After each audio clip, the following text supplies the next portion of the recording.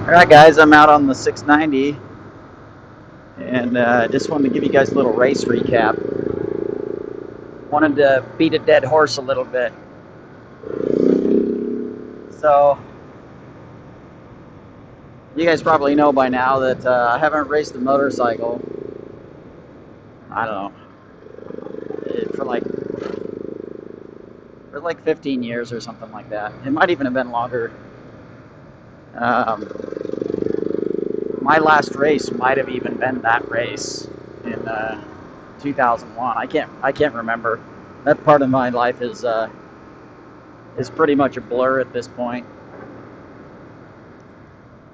My health was in really bad shape, and I don't know, I was just kind of living like a bump on a log. But anyway, I was pretty excited to get back into racing dirt bikes, and I got this 690, and it kind of lit a fire under my butt. I got a little bit excited about it. So the last time that I did that race, it was a true Scrambles style race. What I got going on here. So basically, what that means to me, anyway, is it was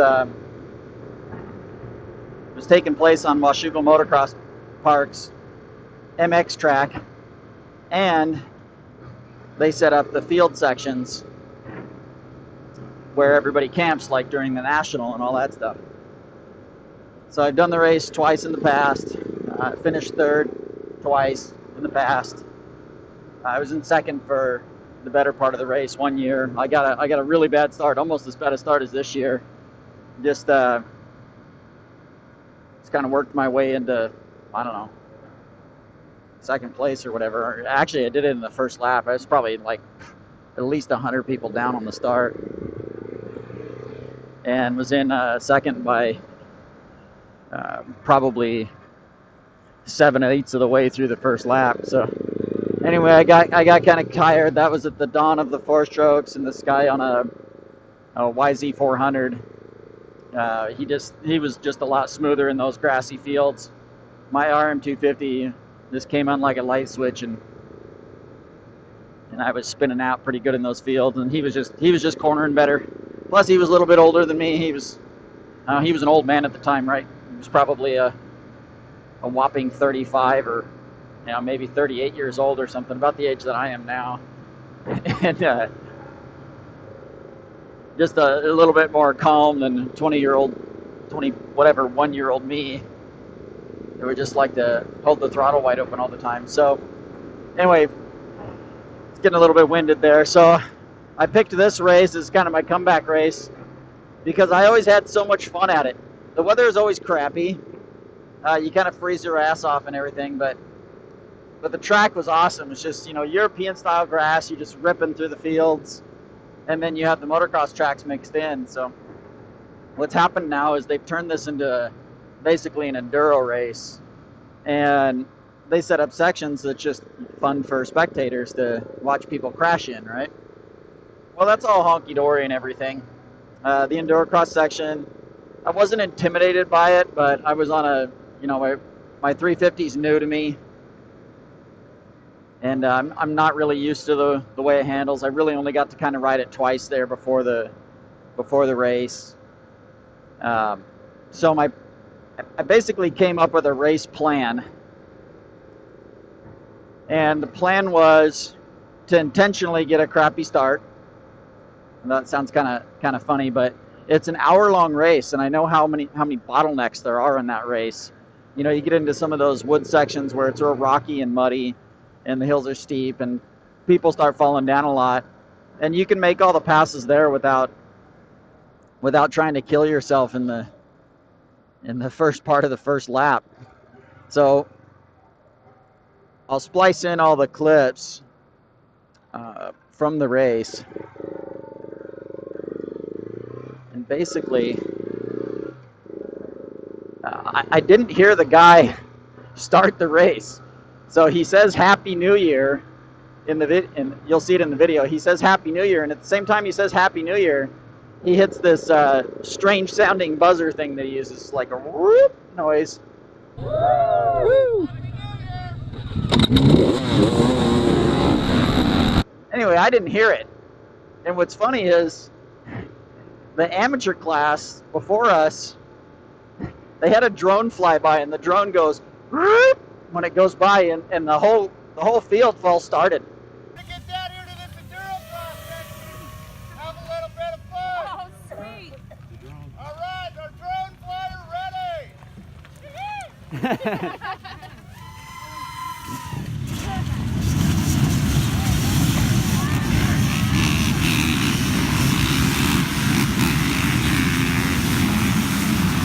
So anyway, they need to get a air horn or something to start the race. It's just kind of stupid, but anyway, I was about the only one that didn't hear it, so I'm the retarded one. But anyway, take off, doesn't matter. You can see, I mean, even as far back as I saw a couple guys looping out and stuff.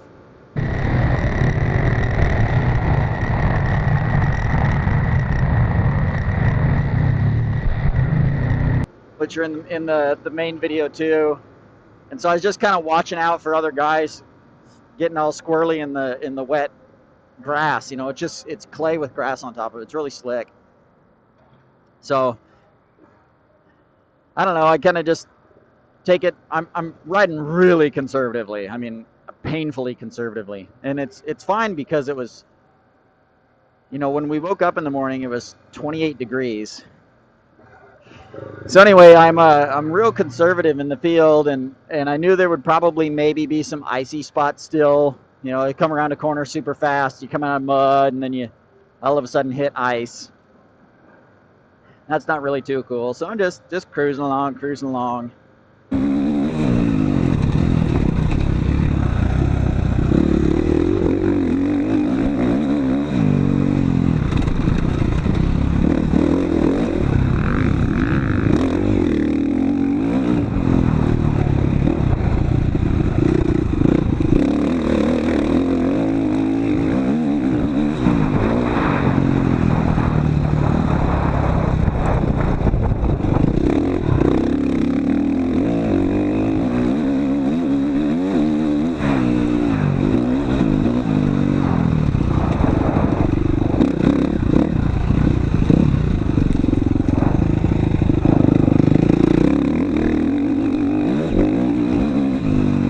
And I see this dude on a log, you know, and he's having troubles getting over the log.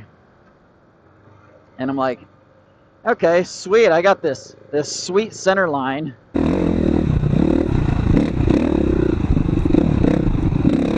I just hop over this log, no problem. As soon as that guy goes, I'm smoking him too.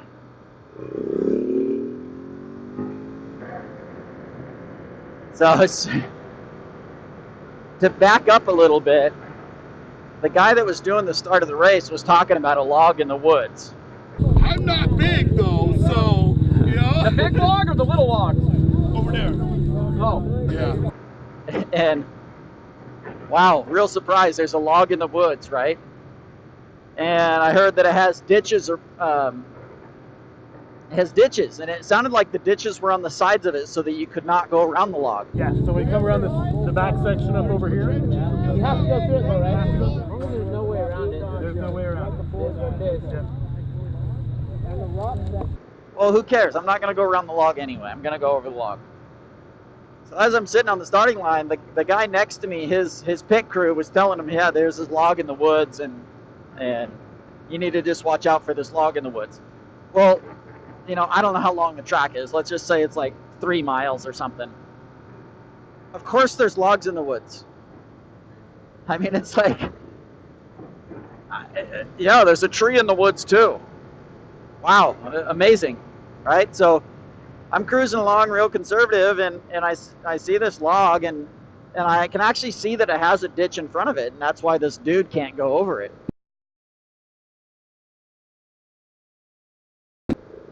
Or he went through the ditch and got squirrely and, you know, screwed up on the log. So I wheelie over this log, and had I known that they were digging a big ditch on the other side of it, I would have actually jumped the log, you know, but the fastest line around a track is not catching air, you know. Hence the Bubba scrub, you know, why everybody scrubs jumps in motocross, because being way up in the air is not fast. Plus you're landing in mud, you know, your suspension bottoms out, the bike gets squirrely, blah, blah, blah. I'm just rambling on now.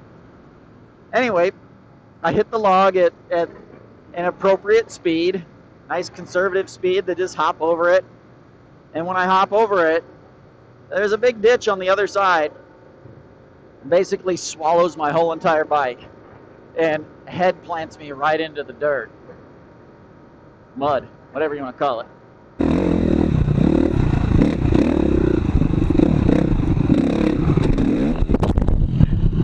Oh shit.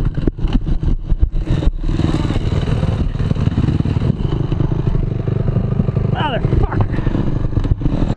So you can hear me. I'm like, oh shit. I don't know. Like instantly, I can feel like a shock wave go down my spine, right? And once I'm moving, you can hear me. You can hear me say the mother word. Anyway, long story short, man, I just pile drive my head into the ground.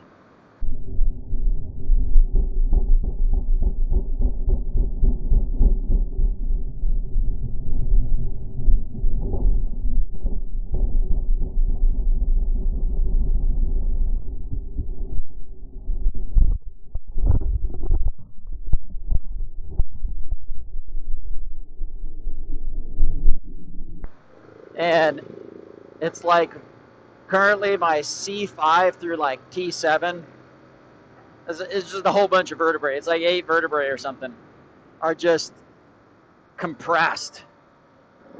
And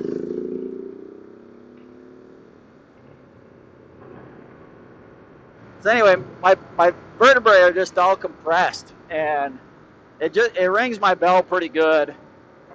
No concussion that I know of. I don't really know that I've ever had a concussion. Must have just a really hard hit or something, but it's like I'm just sitting there trying to get my wits about me, and I'm just pretty much letting everybody pass. Well, at the same time that I was going into the hole, as I was coming down, I jacked my wrists on the handlebars going into the hole, and you can see them like fold up and stuff in the video too. But my left wrist has problems anyway from old motocross crashes. I've actually broken my arm at Washougal twice. So long story short, it took my left hand out of the race, and the steering on my 350 was all bent. So I'm in these hard orange clay ruts with, you know, this sticky orange clay mud in them, and I just can't hold on, and my steering's off. And so you see me dump it a few times in the video, and I'm doing only like 5 miles an hour or something, which is actually part of the problem, because the mud packs up in the tires, and then the tires don't really work because they're just big, smooth, muddy, round things, right? So from there on out, I basically just rode my motorcycle. And at one point you can hear me sing the Arlo Guthrie song in the video. I don't want to go. Just won't ride on my motorcycle. I don't want to go. I just want to jump on my motorcycle. I don't want to die. Just want to ride on my motorcycle. Just because I'm just trying to have fun, ride my motorcycle, and not be pissed off. So I got lapped by one of my best friends, who's an equally good rider, but still, it's just like, man, this is going so slow at this point. So I come into the endurocross section on my 3rd lap, and my wrist is just screwed. There's no way I'm gonna ride over the obstacles. So on the 1st lap, I was mostly just gonna get off my bike and crawl over the obstacles, just so that I wouldn't tire my arms out. It was very strategic. It's not that I can't get over the obstacles. It's just if you watch people go over those obstacles, when you hit them at speed to basically clear the whole thing, that's like by far the fastest way through them. But if you don't do it cleanly, you know, you hit a piece of firewood crooked or something and you crash, it takes massive amounts of energy out of your body. And since my skill set isn't really up to par for obstacles like that, I did not want to crash and use up my arms because I don't have much arm anyway. My arms are still tired from the ride 2 days before, like really tired. So it was all about being conservative and making up times in the field where I can absolutely smoke those guys.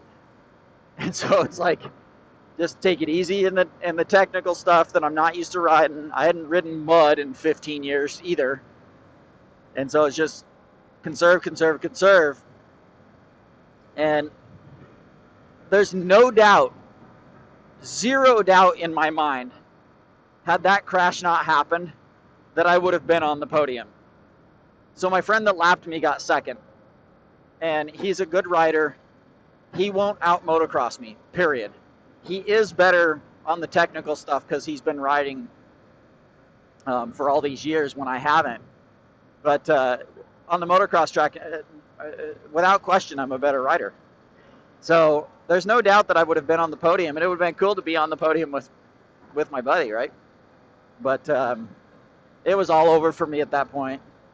And I came in the enduro section at the end, and my arm was jacked. And when I didn't get a clean line through the skidder tires, and the bike's just like spitting on these muddy skidder tires, and I fell over, it's just like,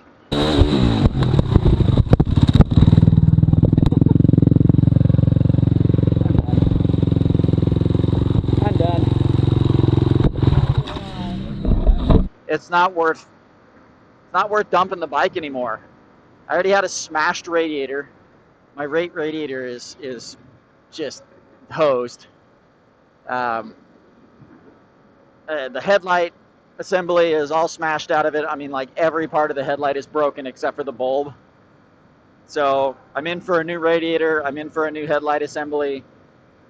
You know, there's a minimum of $300 right there. The front end's twisted on the bike. I don't think that it's actually bent or anything, but probably just needs the clamps loosened up and straightened back out. But I don't know all what's wrong with the bike. The front fender is also broken. The tabs for the headlight and all that stuff broke in it, which that's because when the bike went into the hole, the headlight smashed directly into the other side of the hole because the whole front end was absorbed into the hole. So, I mean, the race cost me a lot of money.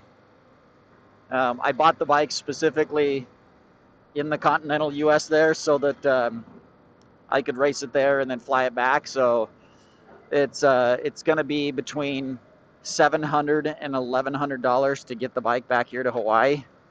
So that was an additional cost, which I don't care. It's fun. I didn't do any expensive triathlons this year. So it was just the expense of the race. It was kind of my A race for the year to spend a little bit more money on. So I didn't really mind that. It's just it's entertainment costs.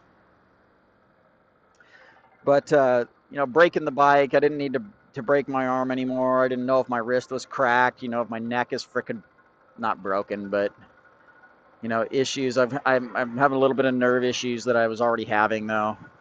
I should have turned right there, damn it. But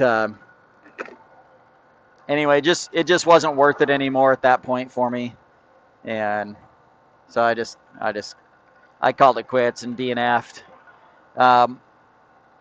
DNF, crazy embarrassing. I'm beyond embarrassed by that. I don't like to quit things. I flipped over the handlebars on this stupid log jump thing, or log obstacle, japed my wrist. You heard me whining about it in the whole video. Yeah, my second DNF I've ever done in my entire life. I don't know that I've ever DNF'd a race outside of broken bones in motorcycles.